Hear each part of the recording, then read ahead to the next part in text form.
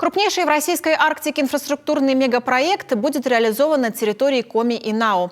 На площадке Российского союза промышленников и предпринимателей подписано соглашение о создании национального горно-промышленного кластера со строительством глубоководного морского порта Индиго и железнодорожной магистрали, ведущей от порта к Сосногорску.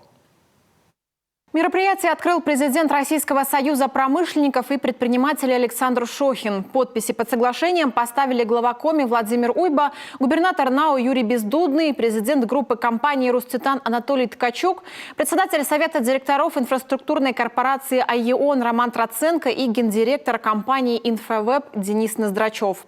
Напомним, ранее глава Коми отмечал, что мегапроект имеет колоссальное значение для нашего региона.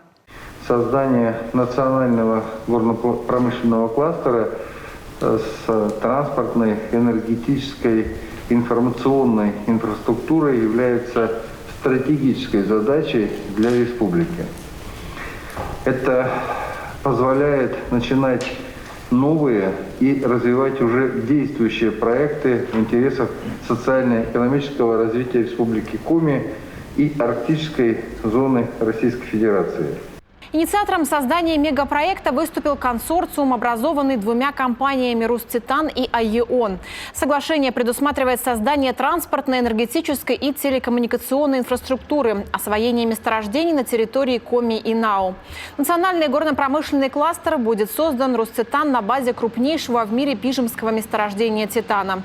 Здесь появится многопрофильное производство по выпуску высококачественных концентратов пористого рутила, циркона, оксида железа и других веществ, которые можно использовать в том числе в 3D-печати. А еще в аэрокосмической, судо- и автомобилестроительной, нефтегазовой, лакокрасочной и химической промышленностях. Мы проводили химические исследования, и у наших концентрата имеет содержание диоксида титана в рутиловом концентрате 95%, кремневки 1,5–2%. Это самые высококачественные титановые концентраты для промышленности. В мире таких концентратов нет нигде. Вот мы сегодня вам это официально хотели сказать о том, что именно пижемское месторождение является уникальным. Во-первых, оно самое крупное по запасам и ресурсам титанового кварцевого сырья в России и в мире. И то, что качественные концентраты титановые по своему качеству превосходят любые аналогичные аналоги во всем мире. Напомним, запасы титановых руд и стекольных песчаников пижемского месторождения по итогам проведения геолого-разведочных работ были успешно защищены в Госкомиссии еще в ноябре 2020 года. А к столетию республики в феврале прошлого года Федеральное агентство по недропользованию установило факт открытия пижемского месторождения титана. Проект его освоения включили в стратегию развития арктической зоны России, которую утвердил президент России. Проводим очень большую масштабную работу для того, чтобы теперь практически выйти на решение этих вопросов. Сроки у нас очень сжатые до мая этого года.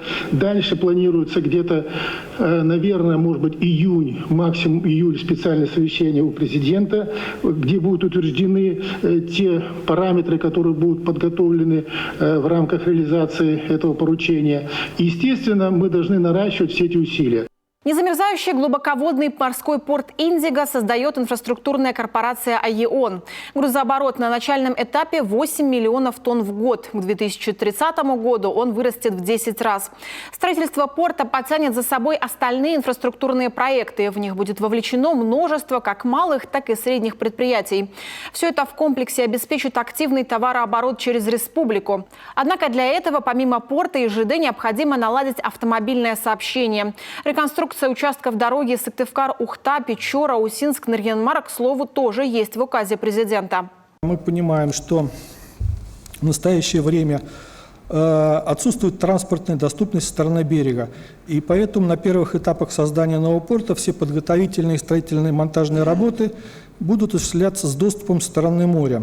Новый мегапроект должен дать нашему региону своеобразный импульс, который ускорит процесс диверсификации экономики и комплексное социально-экономическое развитие арктических территорий.